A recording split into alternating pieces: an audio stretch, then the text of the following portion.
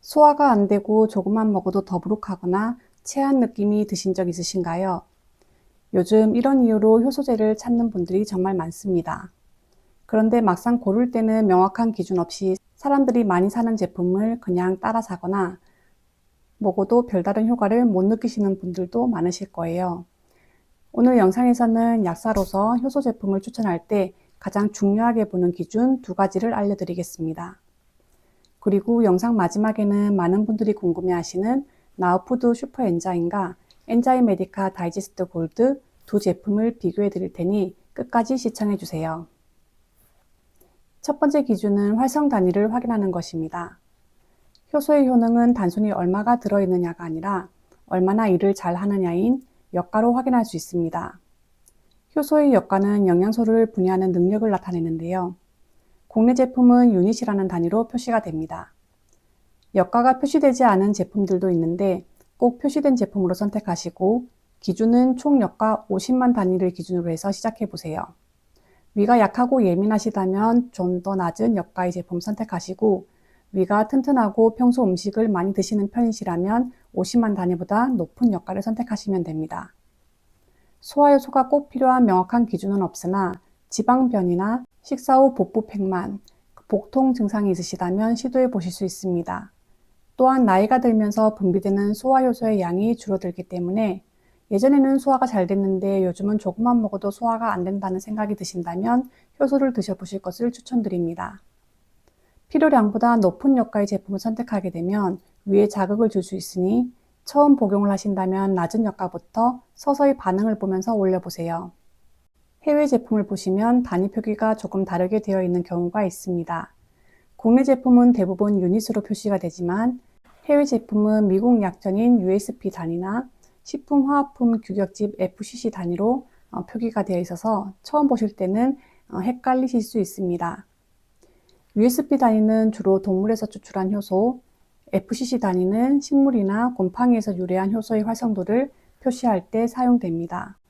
두 단위는 효소의 활성을 측정하는 조건, 온도나 pH 등이 다르기 때문에 숫자만 보고 단순 비교할 수 없습니다.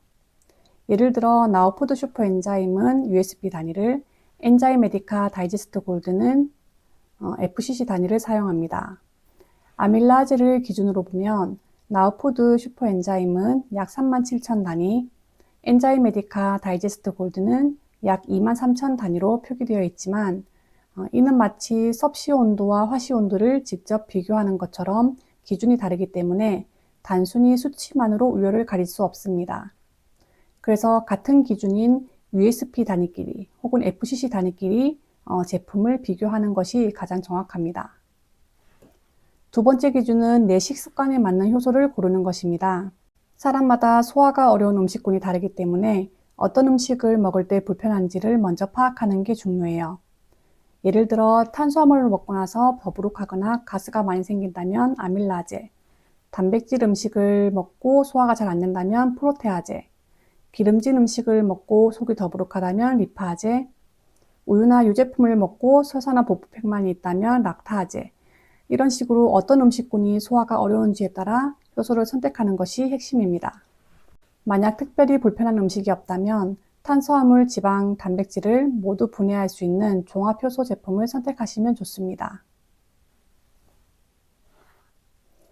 예를 들어 나우푸드 슈퍼 엔자임은 락타제가 포함되어 있지 않아 유제품 소화에는 도움이 되지 않지만 담즙산과 베타인 염산염이 들어있어서 기름진 음식이나 단백질 소화가 어려운 분들에게 듣기 좋습니다.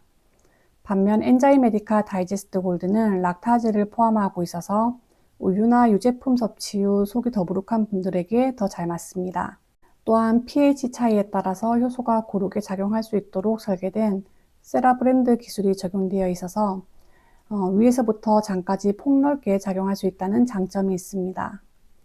이렇게 자신의 식습관과 소화 패턴을 파악하고 그에 맞는 효소 성분을 선택하는 것이 효소를 제대로 활용하는 두 번째 기준입니다. 자, 이제 마지막으로 복용할 때 꼭 알아두면 좋은 팁과 주의사항을 말씀드리겠습니다. 소화효소는 식사 중간이나 식사 직전 또는 식사 직후에 드시는 것이 가장 효과적입니다. 식사 시간과 너무 떨어지게 되면 음식과 효소가 만나지 못해 효율이 떨어질 수 있습니다. 보통은 식사 때마다 하나씩 드시면 되고, 식사량이 많거나 기름진 음식을 드실 때는 하나를 추가로 더 복용하셔도 괜찮습니다. 또 한 가지 팁은 한 번에 삼키는 것보다 반반씩 나눠서 2번에 걸쳐 드시는 것입니다. 이렇게 하면 위 안에서 효소와 음식이 더 잘 섞여서 음식물이 십이지장으로 내려갈 때 효소가 함께 이동하면서 소화를 돕는 효과가 커집니다. 다만 캡슐을 열어서 복용하는 것은 추천드리지 않습니다. 효소는 위 산성 환경에서 쉽게 변성될 수 있기 때문에 캡슐을 열면 효소의 활성이 떨어지거나 위 점막이 자극될 수 있습니다. 그리고 효소제에는 원료에 따라 주의가 필요한 성분도 있습니다. 예를 들어 나우푸드 슈퍼 엔자임에는 담즙산과 브로멜라인 파파인과 같은 단백질 분해 효소가 포함되어 있어서 담낭 질환이나 췌장 질환이 있으신 분, 그리고 와파린과 같은 항응고제를 복용 중인 분들은 주의가 필요합니다. 반면 엔자임 메디카 다이제스트 골드는 식물성 효소 기반이라 비교적 자극이 적지만 효소 역가가 높은 편이기 때문에 위가 약하신 분들은 처음에는 낮은 용량부터 천천히 늘려보시는 것을 추천드립니다. 마지막으로 효소제는 약이 아니라 소화를 도와주는 보조제입니다. 따라서 평소 식습관을 조절하면서 함께 사용해야 효과를 더 잘 느낄 수 있습니다.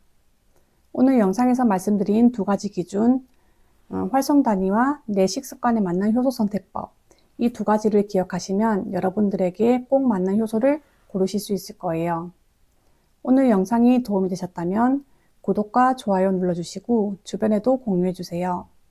건강한 소화를 위한 선택, 오늘 말씀드린 2가지 기준으로 여러분께 꼭 맞는 효소 선택하셔서 속 편한 하루 보내시길 바랍니다. 지금까지 약사 하나였습니다. 감사합니다.